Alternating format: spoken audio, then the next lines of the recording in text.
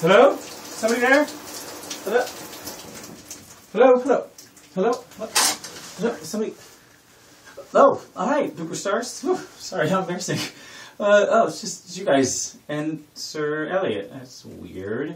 Sorry, I'll be right out in the shower. I'm a little freaked out because of my latest obsession, and that's horror shows on TV, specifically Bates Motel and The Following, two horror shows about serial killers.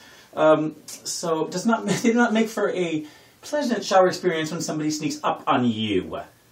Anyway, let me get dry and we'll talk about why I am obsessed. The Following and Bates Motel are both in the category of what would be considered horror, I would say. And I feel like we had a renaissance in horror on TV lately. Now, I don't like horror movies. I don't like scary movies. I don't like going to the movie theater and being scared for an hour and a half. But for some reason, I love these shows. And I think maybe it's because when it's not so compact, when it's a TV show and it's spread out, they don't have to do so many things jumping at you and so many things attacking you and so many, I don't know, Republicans, whatever is scary to you. And so, I find that I really enjoy these shows, and I've actually enjoyed this resurgence in horror that's happened in the past couple years. It began for me with The Walking Dead on AMC, which has been my last two top 10 obsessed lists of the year, and continued with American Horror Story, both 1 and 2, even though I felt like 1 was more successful than 2. These new shows, The Following and Bates Motel, continue these trends, which are the kind of two. The jump out at you, the real scary kind of horror on TV, and the kind that's really mysterious. Things like Lost, which isn't really a horror movie, but could be considered as such.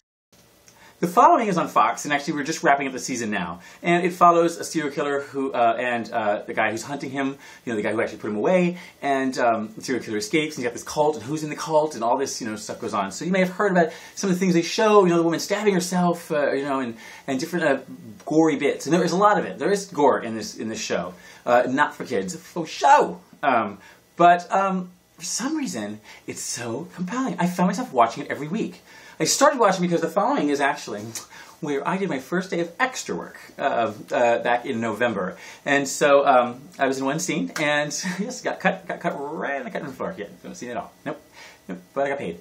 So I started watching it, and then I started hearing about it, and I watched it, and I found myself, even after the episode that I was on aired, just still watching. I was still compelled to find out what was going to happen next. I don't know what's going to happen with season 2. I don't know if they're going to be able to sustain this thing over and over, but it is very, at least compelling. You definitely want to see, the serialized nature of it. At least for this short period, this one season, it's a shortened season that it's on. By contrast, Bates Motel follows Norman Bates before he becomes the Norman Bates we know from Psycho, the one who dresses up like his mother and kills Janet Leigh in the shower. And it shows Norman and his mother, Norma, as they arrive at this new city, a new town, seaside town, and open the Bates Motel.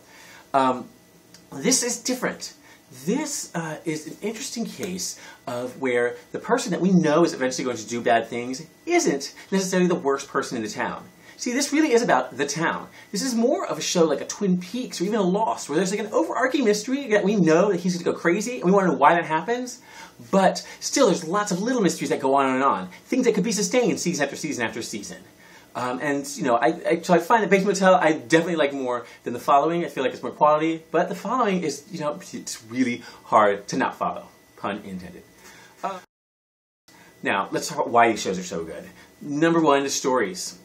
Just like Walking Dead, just like the good parts of American Horror Story, just like Lost.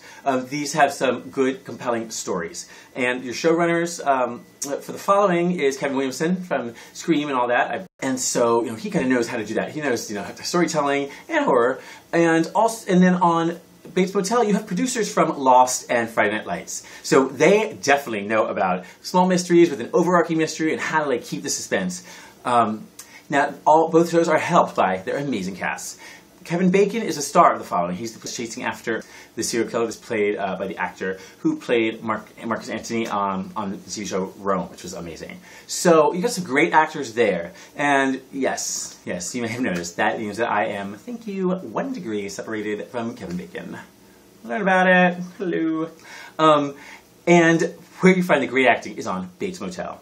Norman Bates is played by Freddie Highmore, like young Freddie Highmore from Finding Neverland, Charlie Factory, like those huge eyes. Oh, he used to like, oh, they play swelling music, and he'd be looking at Johnny Depp, like tears in his eyes, and I was like gone. He was, oh, he's so expressive in his eyes. But he's grown up to be this kind of awkward teenager who is perfect for Norman Bates. He's really reminiscent of Anthony Perkins while doing it his own way. Those big eyes can be really expressive and really sweet, and also really creepy at times. And he has this weird relationship with his mother, Norma Bates, played by Vera Farmiga, who is the Oscar nominee from Up in the Air. She's always really great, and she is just so wonderful in this. The first 5 minutes of the show, I was hooked because of just the expression on her face that she had. No words, as Norman gave her some information.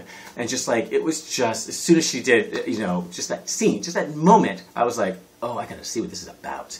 And I have not been let down. It is a great and interesting show. It was really cool when they do certain moments, like when she reveals the Bates Motel and how you see the house in the background as if we on a Universal Studios tour.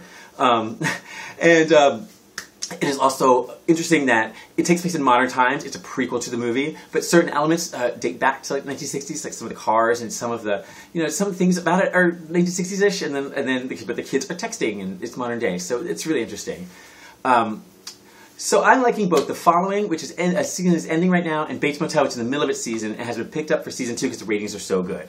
Haven't checked out Hannibal, another serial killer show, but the ratings are picking up for that too. So I think that horror, the horror genre on TV, is back and here to stay.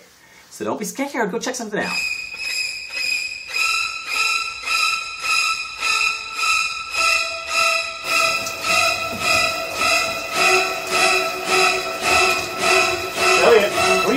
Hey! What are you doing? No! You cannot host your own show. No! You second! Goddamn hater! When I'm in the shower, I'm afraid to wash my hair, 'cause I might open my eyes and find someone standing there. People say I'm crazy, just a little touch, but maybe showers remind me of psycho too much. That's why I always feel like somebody's watching me. What was that, Sir Elliot? Yeah, they should subscribe, huh? Watch more videos, like them, comment. Yeah, that's what you do, don't you? Good YouTuber.